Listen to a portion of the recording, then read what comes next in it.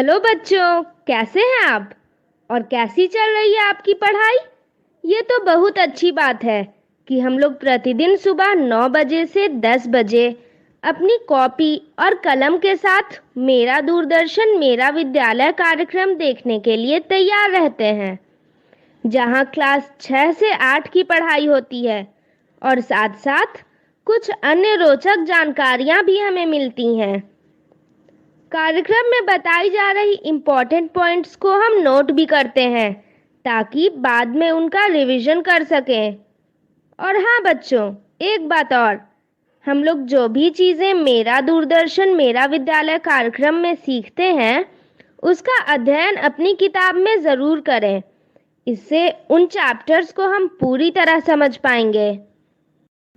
आज हम लोग सबसे पहले सुनेंगे चंपारण सत्याग्रह से जुड़ी बातों को। उसके बाद पढ़ाई करेंगे गणित की, जिसमें सबसे पहले क्लास 6 में पढ़ाई करेंगे रेखाखंड की रचना करना के बारे में। फिर क्लास 7 में 3D आकारों के भाग को जानेंगे। उसके बाद तारा के साथ रहेंगे तैयार कोरोना से बचाव के बारे में जानने के लिए। उसके बाद क्लास 8 में समझेंगे दंड आलेख के बारे में। तो चलिए शुरू करते हैं आज की गणित की क्लास मेरा दूरदर्शन मेरा विद्यालय के साथ। चंपारण सत्याग्रह की कहानी। बिहार के चंपारण जिले में किसानों से जोर जबरदस्ती नील की खेती करवाई जाती थी। मजदूर किसान नील्हे अत्याचार से परेशान थे। वे एक मसीहा की तलाश में थे जो उन्हें शोषण जोर जबरदस्ती की पीड़ा से मुक्ति दिलाए। 9 जनवरी 1915 का दिन, गांधी जी दक्षिण अफ्रीका से भारत लौट आए। वे 1916 के लखनऊ के कांग्रेस अधिवेशन में शामिल हुए। चंपारण के किसान नेता राजकुमार शुक्ल भी अधिवेशन में आए हुए थे। वे किसी बड़े नेता को चंपारण में लाना चाहते थे और उस समय बाल गंगाधर तिलक का बड़ा नाम था। राजकुमार शुक्ल सबसे पहले तिलक के पास गए। उन्होंने तिलक से चंपारण चलने की विनती की, पर तिलक जी ने कहा, मैं अभी देश की आजादी के लिए काम कर रहा हूँ।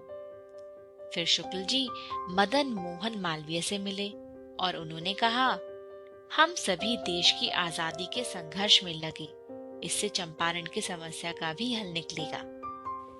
निराश होकर वो गांधी जी के पास गए। उन्होंने चंपारण की समस्या बतलानी चाहिए, परंतु उन्हें अवसर ही नहीं मिला। फिर शुक्ल जी ब्रज किशोर बाबू के साथ गांधी जी से मिले, पर गांधी जी ने कहा, बिना देखे और पूरी बात जाने मैं कुछ नहीं कर सकता। राजकुमार शुक्ल की लगातार कोशिश के बाद गांधी जी ने एक दिन चंपारण आने का वादा किया। लखनऊ अधिवेशन के बाद गांधी जी कानपुर गए। शुक्ल जी वहां भी लगे रहे। गांधी जी गणेश शंकर विद्यार्थी से मिलने कानपुर गए थे और वहां शुक्ल जी गांधी जी से मिले और उन्होंने कहा कि यहाँ से चंपारण नजदीक है, कृपया चलिए। गांधी जी ने उन्हें अपना कलकत्ता का कार्यक्रम बताया और उन्होंने कलकत्ता से सीधे चंपारण आने की बात कही। आज के लिए इतना ही। अगली बार हम जानेंगे कि जब गांधी जी बिहार पहुंचे तो उन्होंने काम किस तरीके से शुरू किया। आज हम सीखेंगे वृत्त खींचना जब उसकी त्रिज्या ज्ञात हो।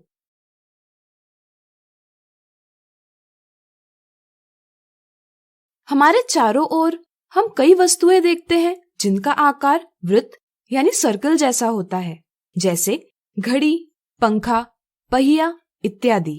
कई बार हमें इनका आकार कागज पर बनाना आवश्यक हो जाता है। जैसे अगर हमें कागज की घड़ी बनानी हो तो हमें कागज पर वृत्त बनाना आवश्यक होता है। वैसे तो हम कुछ साधन जैसे चूड़ी के उपयोग से वृत्त आसानी से बना सकते हैं, लेकिन इससे हम वांछित त्रिज्या यानी रेडियस वाला वृत्त नहीं बना सकते। हम ज्यामिति यानी ज्योमेट्री के साधनों के उपयोग से वांछित त्रिज्या वाला वृत्त जरूर बना सकते हैं। चलिए इस वीडियो में त्रिज्या की लंबाई ज्ञात होने पर वृत्त कैसे बनाते हैं यह सीखेंगे। मान लीजिए हमें 2.5 सेंटीमीटर त्रिज्या वाला एक वृत्त बनाना है। यहाँ वृत्त की त्रिज्या हमें बताती है कि केंद्र यानी सेंटर से वृत्त के किसी भी बिंदु की दूरी 2.5 सेंटीमीटर होगी। त्रिज्या के माप से वृत्त बनाने के लिए हमें एक कागज, 2 पेंसिल, एक रूलर और एक प्रकार यानी कंपास इत्यादि वस्तुएं आवश्यक है। सबसे पहले हम एक नुकीली पेंसिल को प्रकार में रख लेंगे।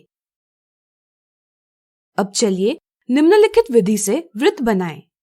पहला चरण, सबसे पहले हम प्रकार का नुकीला सिरा रूलर के शून्य पर रखेंगे और प्रकार को खोलते हुए पेंसिल का सिरा 2.5 सेंटीमीटर वाले चिन्ह पर रखेंगे।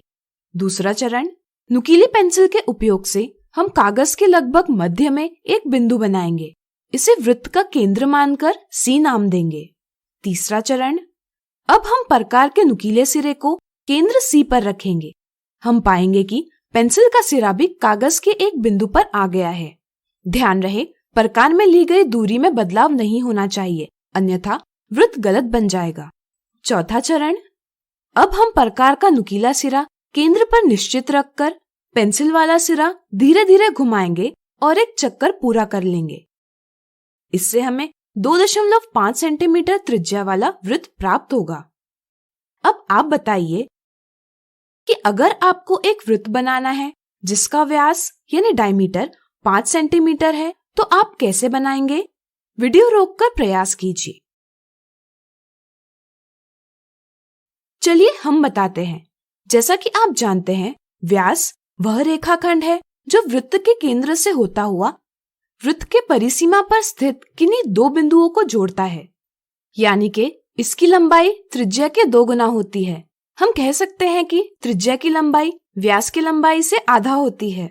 चूंकि हमें वृत्त बनाने के लिए त्रिज्या की माप आवश्यक है, इसलिए हम व्यास को 2 से विभाजित करेंगे, जिससे हमें त्रिज्या की माप ज्ञात होगी।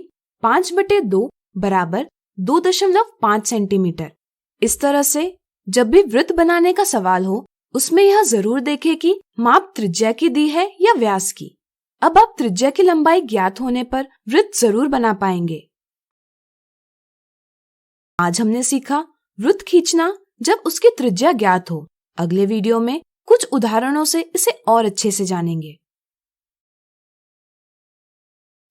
आज हम देखेंगे वृत्त खींचने से संबंधित साधारण गलतियां।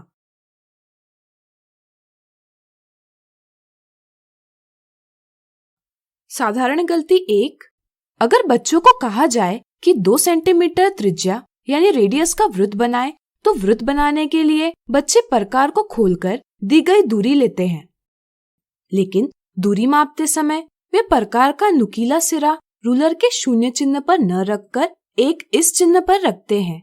इससे प्रकार में त्रिज्या का माप 1 सेंटीमीटर कम लिया जाता है। बच्चे उसी माप के साथ वृत्त बनाते हैं, लेकिन इस गलती के कारण खींचा गया वृत्त गलत होता है।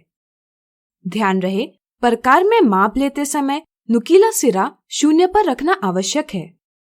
यदि रूलर टूटी हो या शून्य चिन्ह ठीक प्रकार से दिखाई न दे रहा हो, तो हम नुकीला सिरा किसी दूसरे चिन्ह पर रख सकते हैं। लेकिन अब यह आवश्यक हो जाता है कि इस चिन्ह से दी गई दूरी ठीक प्रकार से मापी जाए। यानी कि अगर हम नुकीला सिरा 1 पर रखते हैं और हमें 2 सेंटीमीटर के लिए प्रकार को खोलना है, तो यह आवश्यक होगा कि पेंसिल की नोक 3 इस चिन्ह पर आए। अगर हम यह 2 इस चिन्ह पर लेते हैं तो यह गलत होगा। साधारण गलती 2, कुछ बच्चे प्रकार में पेंसिल ठीक प्रकार से नहीं रखते। ध्यान रहे, प्रकार में पेंसिल रखते समय किसी समतल सतह पर प्रकार को लंबवत रखकर पेंसिल और प्रकार के सिरे एक रेखा में रहे, यह ध्यान रखना आवश्यक है। साधारण गलती 3, कुछ बच्चे वृत्त खींचते समय प्रकार में दिया गया माप लेते हैं, लेकिन वृत्त खींचने की विधि करते हुए इसे समान रखने पर ध्यान नहीं देते। ध्यान रहे, अगर प्रकार में ली गई दूरी बदलती है तो हमें सही वृत्त नहीं प्राप्त होगा। अक्सर प्रकार घुमाते समय यह दूरी बदल जाती है, इससे हमें वृत्त प्राप्त नहीं होता। प्रकार में ली गई दूरी को समान रखकर ऐसी गलतियों से बचा जा सकता है। साधारण गलती 4। कुछ बच्चे प्रकार एक ही बार में घुमाते हुए वृत्त नहीं खींच पाते। उन्हें प्रकार को बार बार घुमाना आवश्यक हो जाता है। ऐसी स्थिति में प्रकार में ली गई दूरी बदलने की संभावना बढ़ जाती है और इससे वृत्त गलत खींचे जाने की गलती होती है। यह बात जरूर है कि वृत्त खींचने का अभ्यास करके ऐसी गलती को कम किया जा सकता है। साधारण गलती 5। कई बार उदाहरण में वृत्त निकालने के लिए व्यास का माप दिया जाता है, लेकिन बच्चे दी गई जानकारी को ठीक प्रकार से नहीं पढ़ते। वे दिया माप एक त्रिज्या का माप है यह समझकर वृत्त खींचते हैं और गलत वृत्त प्राप्त कर लेते हैं। ध्यान रहे, अगर व्यास का माप दिया हो तो हमें उस माप को 2 से विभाजित कर त्रिज्या का माप ज्ञात करना आवश्यक होता है। इससे हमें सही वृत्त प्राप्त होता है। तो आज हमने देखी वृत्त खींचने से संबंधित कुछ साधारण गलतियां। आज हम देखेंगे वृत्त खींचने से संबंधित साधारण गलतियां।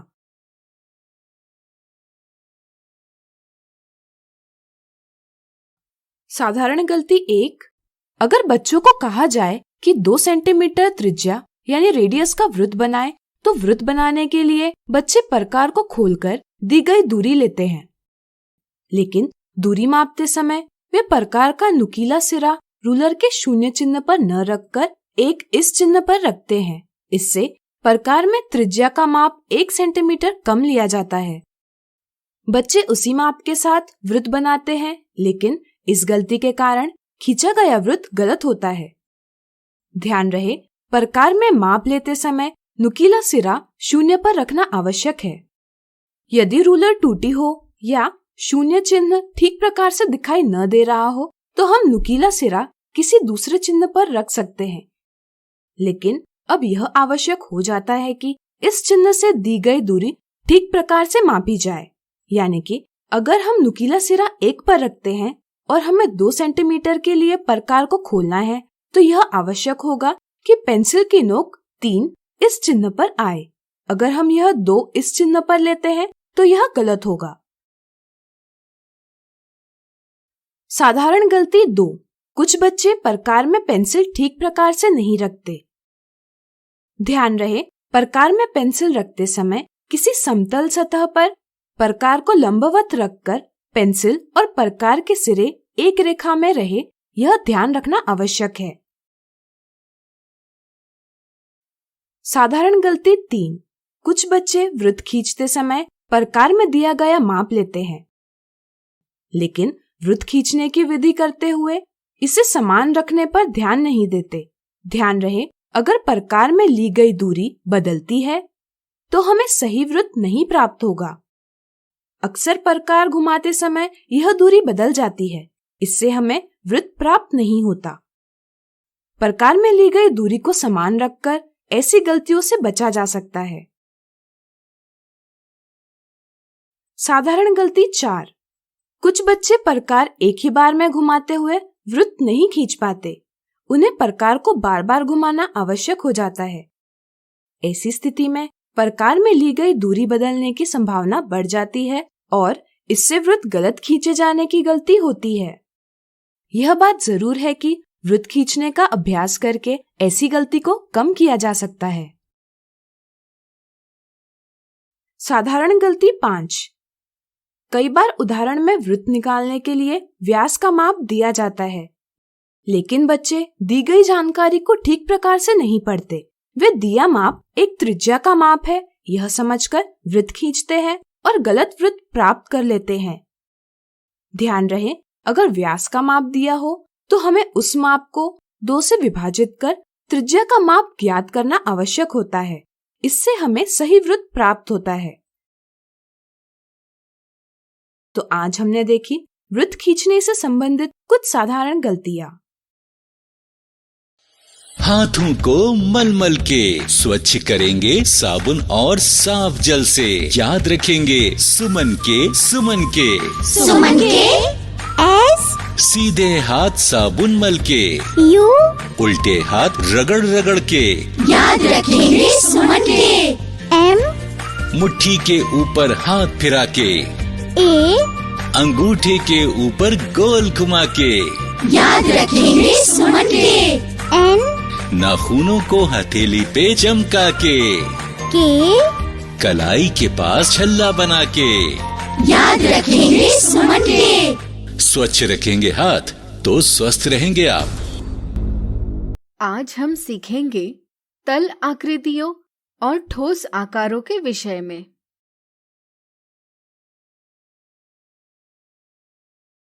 ज्यामिति के विभिन्न आकारों के बारे में सीखते हुए हमने वर्ग, आयत जैसे आकारों के बारे में पढ़ा। ये सभी आकार सपाट अर्थात फ्लैट है, यानी कि वे एक ही तल में स्थित है, इसलिए इन्हें हम समतल आकार कहते हैं।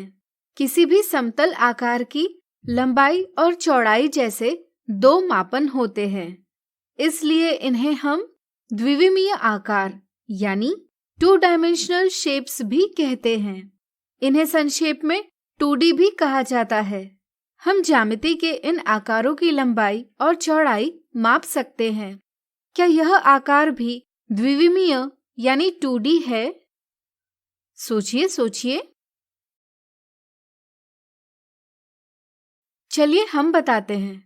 हम इस आकार की लंबाई और चौड़ाई तो नहीं ज्ञात कर सकते, लेकिन हम इसे एक बड़े आयत में इस प्रकार रख सकते हैं कि इसका पूरा आकार आयत के अंदर हो। चूंकि आयत द्विविमीय है, इसलिए हम कह सकते हैं कि यह आकार भी द्विविमीय है। इस तरह से यह आवश्यक नहीं कि द्विविमीय आकार रेखाखंडों से बनी बंद आकृति यानी बहुभुज यानी पॉलीगॉन हो। यह किसी भी आकार का हो सकता है जो एक ही तल में स्थित हो। हम कह सकते हैं कि वर्ग यानी स्क्वायर, त्रिभुज यानी ट्रायंगल, वृत्त यानी सर्कल, पंचभुज यानी पेंटागन इत्यादि भी द्विविमीय आकार है। अब इस आकार को देखिए, यह एक घन यानी क्यूब है। क्या यह द्विविमीय आकार है? सोचिए सोचिए। हम देखते हैं कि इसमें लंबाई, चौड़ाई और ऊंचाई जैसे 3 मापन हैं। 3 मापन या 3 विमाएं यानी 3 डायमेंशंस होने के कारण यह आकार एक ही तल में स्थित नहीं है, बल्कि यह अलग अलग तलों में स्थान घेर रहा है। ऐसे आकार जिनकी 3 विमाएं जैसे लंबाई, चौड़ाई और ऊंचाई होती है, ठोस आकार यानी सॉलिड शेप्स या त्रिविमीय आकार यानी 3 डायमेंशनल शेप्स कहलाते हैं। इन्हें संक्षेप में 3D आकार भी बोला जाता है। हमने पिछली कक्षा में कुछ त्रिविमीय आकारों के बारे में पढ़ा। क्या आपको याद है? वीडियो रोककर याद कीजिए। उदाहरण के तौर पर कुछ आकार इस प्रकार है। यह एक घन यानी क्यूब है। पासा, रूबिक क्यूब, आइस क्यूब, इन सभी का आकार एक घन जैसा है। यह एक घनाभ यानी क्यूबॉइड है। माचिस की डिबिया, मिठाई का डब्बा, किताब जैसी वस्तुएं घनाभ जैसी होती है। यह एक पिरामिड है। आपने चित्रों में मिस्र के पिरामिड देखे ही होंगे। यह एक प्रिज्म है। आपने कांच की इस प्रकार की वस्तु देखी होगी जिस पर सूर्य की किरणें पड़ने पर हमें अलग अलग रंग दिखाई देते हैं। यह एक प्रिज्म है। यह एक गोला यानी स्फीयर है। लड्डू, गेंद, फुटबॉल इत्यादि जैसी वस्तुएं गोले के आकार की है। यह एक बेलन यानी सिलेंडर है। आपने इस आकार को पेन, बोतल, सेल बैटरी आदि के आकारों में देखा होगा।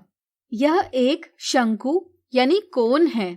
आपने कई बार आइसक्रीम शंकु के आकार में खाया होगा। जन्मदिन पर आपने शंकु के आकार की टोपी भी पहनी होगी। क्या आप और वस्तुएं याद कर सकते हैं जिनमें आपने इन आकारों को देखा है? आप कुछ और वस्तुओं के नाम जरूर पता कीजिए। अब इन आकारों को देखिए, क्या ये भी त्रिविमीय आकार है? सोचिए सोचिए। चलिए हम बताते हैं। यहाँ हम देखते हैं कि ये सभी वस्तुएं एक से अधिक तलों में स्थान घेर रही है, इसलिए हम कह सकते हैं कि ये सभी वस्तुएं त्रिविमीय आकार है। अपने आसपास देखकर पता कीजिए कि कौन सी वस्तुएं त्रिविमीय आकार है। तो आज हमने सीखा तल आकृतियों और ठोस आकारों के विषय में। अगले वीडियो में इनसे संबंधित उदाहरणों को देखेंगे। आज हम देखेंगे तल आकृतियों और ठोस आकार से संबंधित उदाहरण।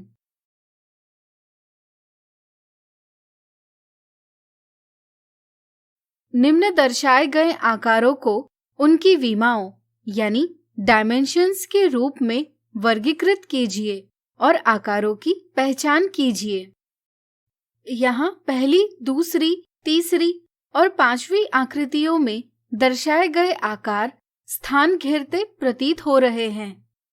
हम देखते हैं कि इनमें 3 विमाएं हैं, जैसे लंबाई, चौड़ाई और ऊंचाई।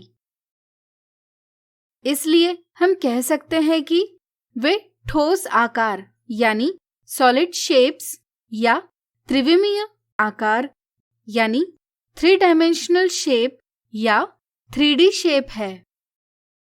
लेकिन चौथी, छठी और 7वीं आकृतियों में दर्शाए गए आकार एक ही तल में स्थित है। इनमें लंबाई या चौड़ाई जैसी 2 विमाएं तो है, लेकिन तीसरी विमा नहीं है। इसलिए हम कह सकते हैं कि ये आकार समतल आकार या द्विविमीय आकार यानी 2 डायमेंशनल शेप या 2D शेप है। अगला उदाहरण, दर्शाई गई आकृति कितने 2D आकारों द्वारा निर्मित की गई है? दर्शाई गई आकृति ने कुछ स्थान घेरा है। हम कह सकते हैं कि इस आकार की 3 विमाएं यानी 3 मापन है, जैसे लंबाई, चौड़ाई और ऊंचाई। इसलिए दर्शाई गई आकृति एक ठोस आकार या त्रिविमीय आकार है। यह आकृति विभिन्न सपाट भागों से बनी है, जिन्हें हम द्विविमीय आकार यानी 2D शेप्स कहते हैं। दर्शाई गई आकृति कितने 2D आकारों द्वारा निर्मित की गई है, यह जानने के लिए यहाँ हमें इन सभी 2D आकारों की गिनती करनी होगी।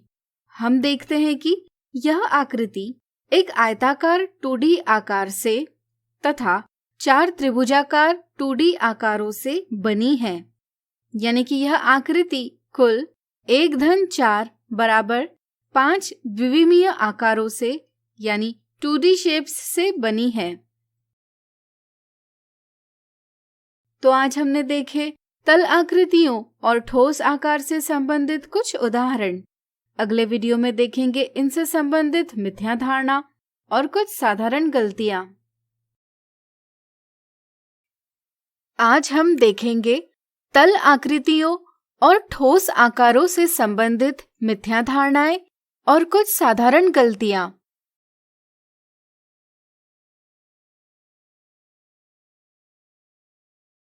मिथ्या धारणा 1, दर्शाए गए आकार के सभी कोणों का माप 90 डिग्री है। आकार की पहचान कीजिए। दर्शाए आकार की कुछ लंबाई, चौड़ाई और ऊंचाई है, यानी कि इसने कुछ स्थान घेरा है। इसलिए दर्शाया हुआ आकार एक त्रिविमीय आकार यानी 3 डायमेंशनल शेप है। कुछ बच्चे यह देखते हैं कि दिए गए त्रिविमीय आकार में सभी फलक यानी फेसेस 4 भुजाओं से बने हैं, यानी कि चतुर्भुज यानी क्वाड्रिलैटरल है। इसलिए वे सोचते हैं कि यह एक घन यानी क्यूब है। बच्चों का ध्यान यहाँ जाता ही नहीं कि इस आकार में सभी फलक वर्गाकार नहीं हैं। वे ऑप्शन 1 जवाब देते हैं, जो कि एक गलत जवाब है। घन के सभी फलक वर्गाकार होते हैं। दिए गए आकार में सभी फलक वर्गाकार नहीं है, इसलिए यह आकार घन नहीं है, लेकिन इसके सभी फलक आयताकार अवश्य है। एक त्रिविमीय आकार जिसके सभी फलक आयताकार हो घनाभ कहलाता है, जो कि दूसरा विकल्प है, यानी कि विकल्प 2 सही जवाब है। मिथ्या धारणा 2, दर्शाई गई आकृतियों में से कौन सी आकृति द्विविमीय आकार है? कुछ बच्चों की समझ होती है कि सिर्फ ज्यामिति के आकार जैसे आयत और वृत्त ही द्विविमीय आकार होते हैं, इसलिए वे सोचते हैं कि आकृति 3 एक द्विविमीय आकार नहीं है, इसलिए ऑप्शन 1 जवाब देते हैं, लेकिन यह एक गलत जवाब है। कुछ बच्चे सोचते हैं कि सिर्फ ऐसी आकृतियां जिनकी लंबाई और चौड़ाई मापी जा सकती है, सिर्फ वही द्विविमीय आकार होते हैं। वे सोचते हैं कि सिर्फ आयत की लंबाई और चौड़ाई मापी जा सकती है, इसलिए वे समझते हैं कि सिर्फ आकृति 1 ही द्विविमीय आकार है। इस समझ से वे ऑप्शन 2 जवाब देते हैं, लेकिन यह भी एक गलत जवाब है। यहाँ प्रत्येक आकृति एक ही तल में स्थित है। इनमें से कोई भी आकृति एक से अधिक तलों में न तो कोई स्थान घेर रही है, न ही इनकी कोई तीसरी विमा है, इसलिए ये सभी आकृतियां द्विविमीय आकार है। इसलिए ऑप्शन 3 सही जवाब है। गलती 1, अपने आसपास की वस्तुओं के आकार की गलत पहचान करना। कुछ बच्चों से यदि पूछा जाए कि माचिस की डिबिया, दरवाजा और गेंद कौन से आकार के हैं, तो वे सोचते हैं कि माचिस की डिबिया और दरवाजा आयताकार है और गेंद वृत्ताकार है। ऐसा इसलिए होता है क्योंकि बचपन से आकारों की पहचान कराते समय उनसे यह कहा जाता है कि माचिस की डिबिया और दरवाजा आयताकार है और गेंद वृत्ताकार है। ध्यान रहे, माचिस की डिबिया और दरवाजे की 3 विमाएं होती है, जैसे लंबाई, चौड़ाई और ऊंचाई। यानी कि माचिस की डिबिया और दरवाजे की 3 विमाएं होती है, इसलिए यह एक त्रिविमीय आकार है जिसे हम घनाभ यानी क्यूबॉइड कहते हैं। अगर हम गेंद की बात करें तो हम देखते हैं कि यह एक ही तल में स्थित है, इसलिए यह भी एक त्रिविमीय आकार ही है जिसे हम गोला यानी स्फीयर कहते हैं। गलती 2, आकार की पहचान करते समय परिभाषा का प्रयोग न करना। यदि कुछ बच्चों को एक आयत दिखाया जाए और आयत की परिभाषा भी बताई जाए, तो कई बार वे सिर्फ आकार का ध्यान रखते हैं और परिभाषा नजरअंदाज कर देते हैं। अब यदि बच्चों को एक ऐसा आयत दिखाया जाए जिसका अभिविन्यास यानी ओरिएंटेशन उनकी समझ के आयत से भिन्न है, तो वे इस आकार की पहचान नहीं कर पाते। ऐसा इसलिए होता है क्योंकि वे आकार की पहचान परिभाषा के आधार पर नहीं करते। उनकी समझ के अनुसार ऐसा आकार ही आयत होता है।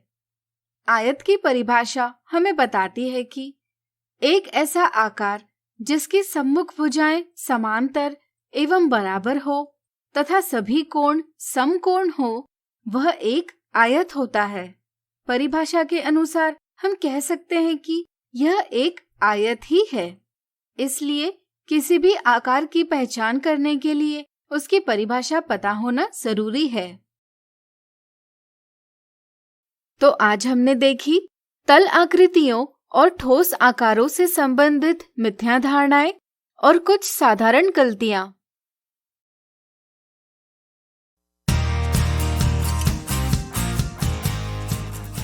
तारा, तारा, तारा। अरे तारा, तुम चादर के नीचे हो क्या? क्या हुआ तारा? तुम यहां क्यों छुपी हो?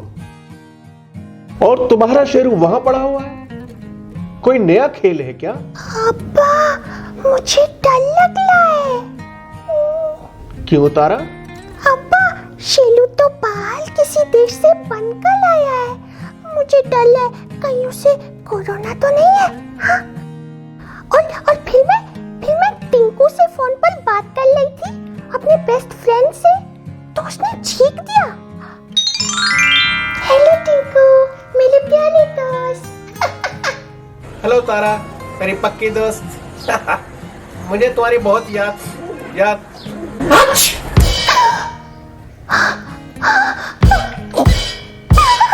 सॉरी, छींक आ गई। मुझे तुम्हारी बहुत याद आ रही थी तारा।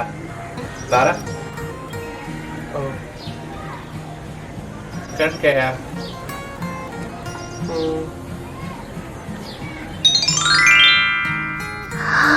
अगर कहीं टिंकू को भी कोरोना है तो अब ना मैं शेलू से खेलूंगी ना टिंकू से फोन पर बात करूंगी। ओह, तो ये बात है। तारा, चादर से बाहर आओ। तारा, डरो नहीं, मैं हूं ना। तारा, कोई दूसरे देश या जगह से आया है, इसका मतलब ये नहीं कि उसे कोरोना है। और टिंकू की छींक, कहीं मुझे उससे ये वायरस आ गया तो?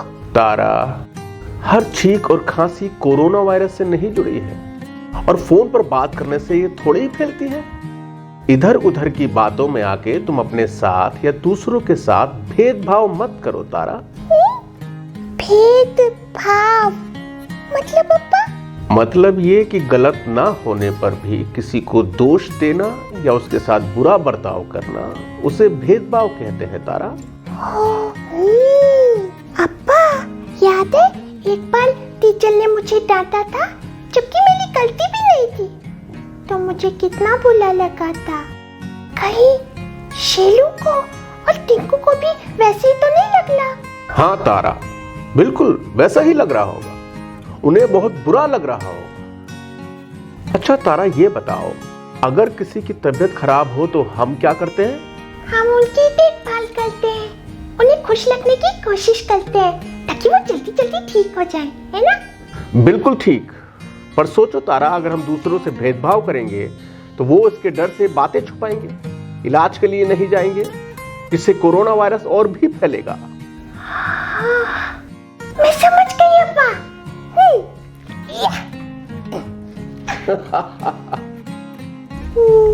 सॉरी शेलू। ओह, मैं टिंकू को भी फोन करके सॉरी बोलूंगी। हेलो मेरे प्यारे दोस्त टिंकू। हेलो तारा।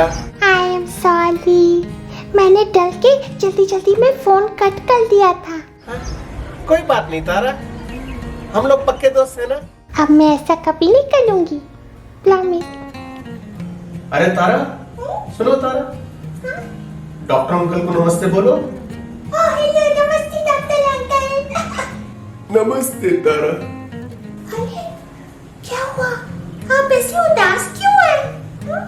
अरे कुछ नहीं, आजकल कुछ लोग डॉक्टर्स और ऐसे तमाम लोगों के साथ भेदभाव कर रहे हैं जो कोरोना से सबको बचाने में लगे हुए हैं।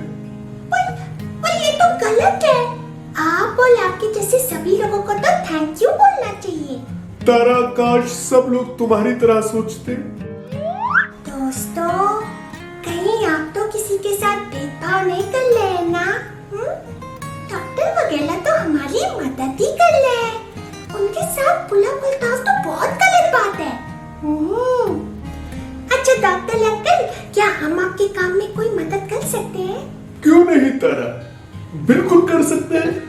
अभी घर में ही रहो, दूसरों की गलत बातों में मत आओ, इससे हमारा काम आसान होगा, क्योंकि ऐसे कोरोना को फैलने से हम रोक सकते हैं। Okay doctor uncle, bye bye. तुम ये सामान लेकर कहाँ जा रही हो तारा? वो तो मैं और अप्पा पौधों की देखभाल करेंगे, उनको पानी देंगे डॉक्टर अंकल। गार्डनिंग, ये तो बहुत मजेदार काम है तारा। अच्छा मैं भी चलता हूँ तारा, तुम कभी कभी यूं ही मुझे फोन कर लिया करो, मुझसे बातें कर लिया करो, अच्छा लगता है। जरूर doctor uncle, bye bye. Okay bye. अप्पा देखो, बुला ना देखो, बुला ना सुनो, बुला ना कहो। मजा आ रहा ना तारा? बहुत मजा आ रहा है अब्बा। ठीक है तारा, तो ये बताओ तुमने क्या सीखा? भेदभाव से नहीं, मेल मोहब्बत का हो साथ, तो हम जरूर देंगे कोरोना को मात। हाँ? बिल्कुल सही।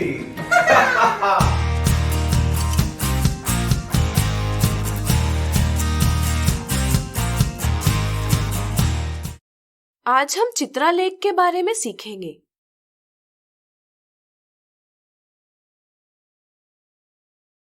आपने समाचार पत्रों या टीवी में आंकड़ों यानी डेटा को किसी चित्र, वस्तु या वस्तु के भाग के रूप में निरूपित किया हुआ अवश्य देखा होगा। आंकड़ों का यह निरूपण एक चित्रालेख यानी पिक्टोग्राफ कहलाता है। जैसे इस चित्रालेख में भारत में 3 वर्षों में पेट्रोल की खपत दर्शाई गई है। इसी तरह भारत में वर्ष 2017-18 में फसलों का अनुमानित यानी एस्टिमेटेड उत्पादन कैसा रहा, इसकी जानकारी इस चित्रालेख से मिलती है। इसी तरह यहाँ दर्शाया गया चित्रालेख किसी गांव में टीवी पर विभिन्न प्रकार के चैनलों को देखने वालों की संख्या प्रदर्शित करता है।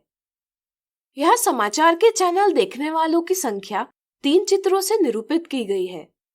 चूंकि यहाँ एक चित्र का मान 100 दर्शक है, इसलिए हम कह सकते हैं कि गांव में समाचार देखने वालों की संख्या 3 गुना 100 दर्शक बराबर 300 दर्शक है।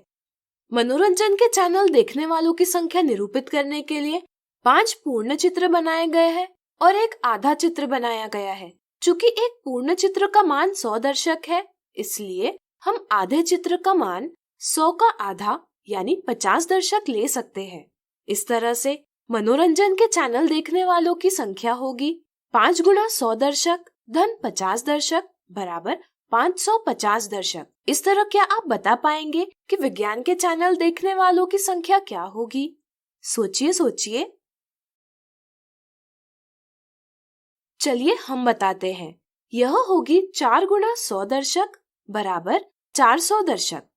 इसी तरह खेल के चैनल देखने वालों की संख्या है 450 दर्शक। चित्रालेख से केवल देखकर ही सूचना यानी इंफॉर्मेशन प्राप्त की जा सकती है।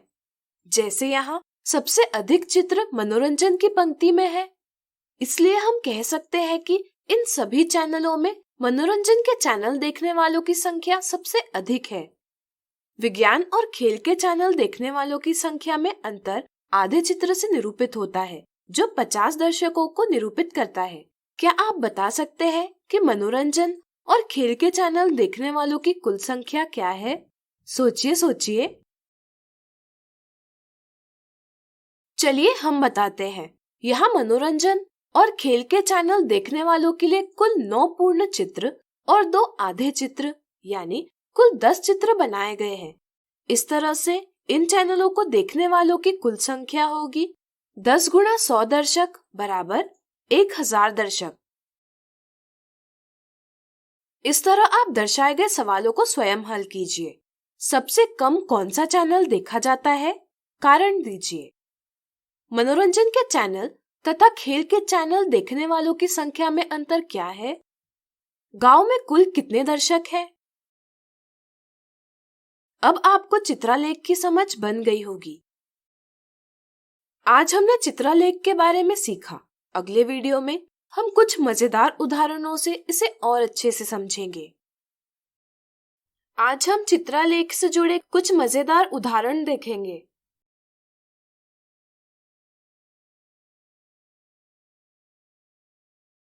रवि के परिवार का विभिन्न मदों में होने वाला मासिक व्यय निम्नलिखित सारणी में दिया गया है। इसे चित्रालेख के रूप में निरूपित कीजिए। चलिए दी गई जानकारी से चित्रालेख खींचे। यहाँ हमें एक संकेत यानी सिंबल का उचित मान लेना होगा ताकि हम सभी संख्याओं को सही रूप से दर्शा पाए। यदि हम एक संकेत का मान 500 लेते हैं तो इससे हमें सभी संख्याओं को दर्शाने में आसानी होगी। मकान का किराया 3500 रुपए है। चूंकि एक चित्र का मान 500 है, इसलिए 3500 दर्शाने के लिए हमें 3500 विभाजित 500 बराबर 7 चित्र बनाने होंगे, जो हम इस प्रकार बनाएंगे। इसी तरह भोजन पर 3000 रुपए व्यय किया गया है, इसलिए इसे हम 3000 विभाजित 500 बराबर 6 चित्र बनाकर निरूपित करेंगे। क्या अब आप बता पाएंगे कि बिजली पर हुए व्यय को कैसे निरूपित किया जा सकता है? सोचिए सोचिए। बिल्कुल सही। हमें 1250 विभाजित 500 बराबर 2 और 1/2 चित्र बनाने होंगे। इसी तरह शिक्षा के लिए हमें 2500 विभाजित 500 बराबर 5 चित्र तथा अन्य के लिए हमें 1500 विभाजित 500 बराबर 3 चित्र बनाने होंगे। अगला उदाहरण, किसी स्कूल के छात्रों को अपने मनपसंद क्रियाकलाप के बारे में पूछा गया और प्राप्त आंकड़ों को चित्रलेख के रूप में निरूपित किया गया। चित्रलेख को पढ़कर पूछे गए सवालों के उत्तर दीजिए। चित्रलेख में एक चित्र का मान क्या है? चित्रलेख में एक चित्र का मान 5 छात्र है। यदि एक चित्र का मान 10 रखा जाए तो उन छात्रों की संख्या जिन्हें संगीत सुनना पसंद है कैसे निरूपित की जाएगी? चूंकि चित्र का मान 5 है, इसलिए हम कह सकते हैं कि संगीत 6 गुना 5 बराबर 30 छात्रों को पसंद है। यदि एक चित्र का मान 10 लिया जाए तो हमें 30 विभाजित 10 बराबर 3 चित्र बनाने होंगे। छात्रों को कौन सा क्रियाकलाप सबसे अधिक पसंद है? चित्रलेख देखकर हमें ज्ञात होता है कि छात्रों को टीवी देखना सबसे अधिक पसंद है। यदि उन छात्रों की संख्या को जोड़ा जाए जिन्हें घूमना पसंद है और जिन्हें खेलना पसंद है तो यह योग क्या होगा? यह घूमने जाना 4 गुना 5 छात्र बराबर 20 छात्रों को पसंद है, जबकि खेलना 6 गुना 5 छात्र बराबर 30 छात्रों को पसंद है। इनका योग 20 छात्र धन 30 छात्र बराबर 50 छात्र है। अब आप दिए गए चित्रलेख को देखकर निम्नलिखित प्रश्नों के उत्तर स्वयं ज्ञात कीजिए।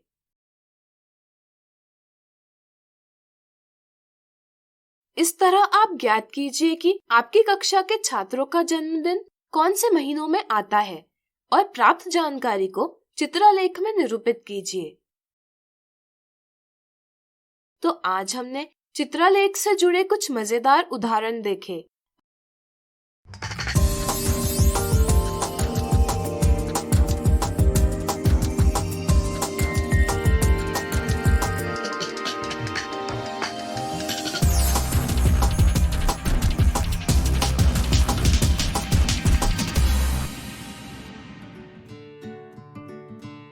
संजय गांधी जैविक उद्यान जू आउटरीच प्रोग्राम में आज हम किसी जानवर के एनक्लोजर के पास नहीं चलेंगे, हम चलेंगे जानवर के बच्चे के पास। संजय गांधी जैविक उद्यान के सफल प्रबंधन और देखभाल का ही नतीजा है कि आज यहाँ मौजूद लगभग सभी जल, थल और आकाश में रहने वाले जानवरों का प्रजनन हुआ है। सबसे पहले हम बात करेंगे गेंडा के बच्चे की। संजय गांधी जैविक उद्यान में अभी कुछ दिन पहले ही एक गेंडे का जन्म हुआ है। भारतीय मादा गेंडा साल के किसी भी महीने में गर्भधारण कर सकती है। 16 से 18 महीने गर्भधारण के बाद मादा गेंडा सामान्यतः एक बार में एक बच्चे को जन्म देती है।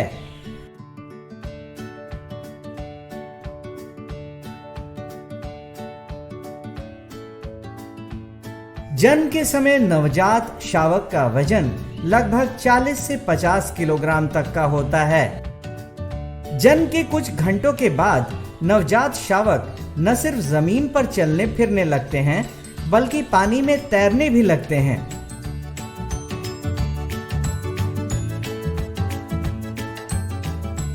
नर भारतीय गेंडा लगभग 10 साल की उम्र में प्रजनन योग्य हो जाते हैं, वहीं मादा गेंडा 9 से 10 साल की उम्र में प्रजनन योग्य होती है। बच्चे को संभालने का काम मादा गेंडा करती है, जबकि नर गेंडा अपने आधिपत्य क्षेत्र की रक्षा करता है।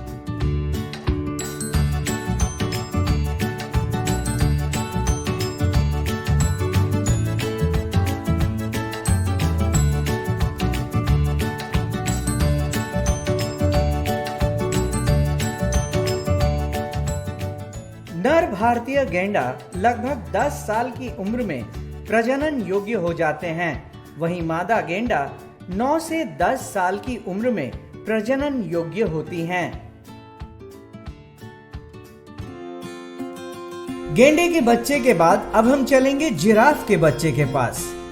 संजय गांधी जैविक उद्यान में अभी जिराफ का एक बच्चा है। इसका जन्म भी संजय गांधी जैविक उद्यान में ही हुआ है। 13 से 15 महीनों के गर्भ धारण के बाद मादा जिराफ एक बार में एक बच्चे को जन्म देती है। दुनिया का सबसे लंबा जानवर जिराफ जन्म के समय 1.8 मीटर लंबा होता है और जन्म के समय इनका वजन लगभग 90 से 110 किलोग्राम तक होता है। इसके जन्म के समय इनकी मां यानी मादा जिराफ सामान्यतः खड़ी रहती है और जन्म के कुछ ही घंटों के अंदर जिराफ के बच्चे चलने फिरने लगते हैं। ये नवजात शावक 3 से 4 साल के बाद प्रजनन योग्य हो जाते हैं और मादा जिराफ साल के किसी भी महीने में गर्भ धारण कर सकती है।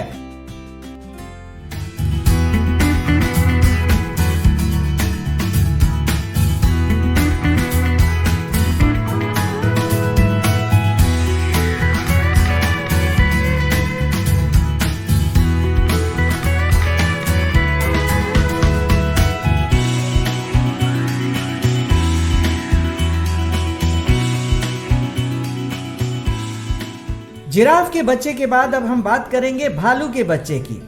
संजय गांधी जैविक उद्यान में अभी भालू के बच्चों की संख्या 2 है। दोनों बेहद चंचल, चालाक और स्वस्थ हैं।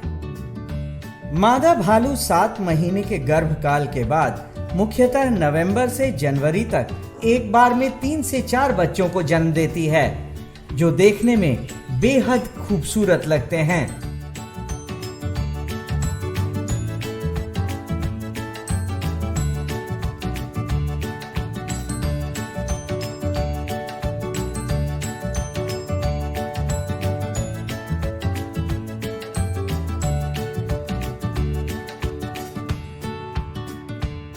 जन्म के समय बच्चे का वजन लगभग 700 ग्राम से 1 किलोग्राम तक होता है। साथ ही जन्म के 1.5 से 2 महीने के बाद नवजात शावक चलने फिरने लगते हैं। भालू के बच्चे जन्म के 3 से 4 साल के बाद प्रजनन योग्य हो जाते हैं।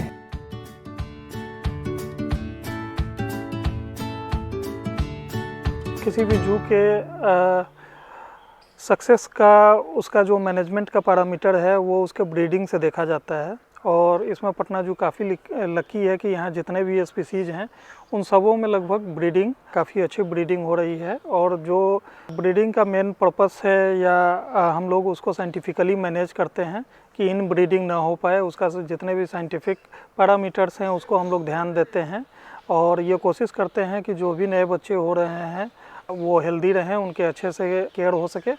हम लोग कंफर्म हो जाते हैं कि सक्सेसफुल मेटिंग हुआ है एनिमल का, तो उसके बाद उनका रिकॉर्ड कीपिंग और एक लंबा एक्सरसाइज होता है जो उन पे ध्यान देने के लिए किया जाता है, जिसमें जो डॉक्टर की टीम होती है उनके प्रेगनेंसी पीरियड में पूरे उनका मेडिकेशन से लेकर हर एक चीज़ों पे ध्यान दिया जाता है और ध्यान रखते हैं। और जब उनका डिलीवरी का टाइम नज़दीक आता है तो उनके इनक्लोजर्स में सीसीटीवी कैमरा या इसकी व्यवस्था भी की जाती है। संजय गांधी जैविक उद्यान में आने वाले दर्शक इन जानवरों को अपने मां के साथ देखकर बेहद खुश होते हैं। आज के कड़ी में बस इतना ही। कल फिर मिलेंगे पटना जू शो में एक नए एनक्लोजर के पास एक नए जानवर के साथ। तब तक के लिए नमस्कार।